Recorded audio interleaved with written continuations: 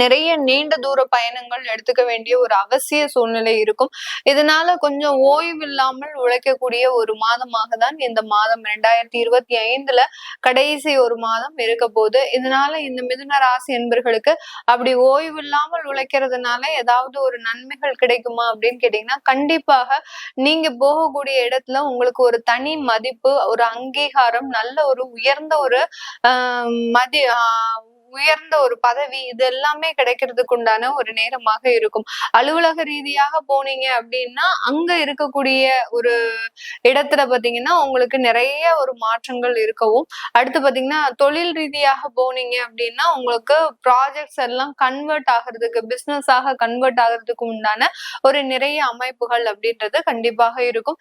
பெரிய பெரிய இடத்துல அதாவது ரிலையன்ஸ், அடுத்து பாத்தீங்கன்னா ஒவ்வொரு இடத்துலயும் அதானி பவர் இந்த மாதிரியான பெரிய பெரிய சாஃப்ட்வேர் இண்டஸ்ட்ரீஸ்ல வேலை பார்க்கக்கூடிய அதாவது பெரிய அதிகாரிகளுக்கு இந்த காலகட்டம் ஒரு நிறைய ஒரு அலைச்சல்கள் அதிகமாகவும் நல்ல ஒரு முன்னேற்றங்கள் இருக்கக்கூடிய ஒரு நேரமாகவும் தான் இருக்கும்.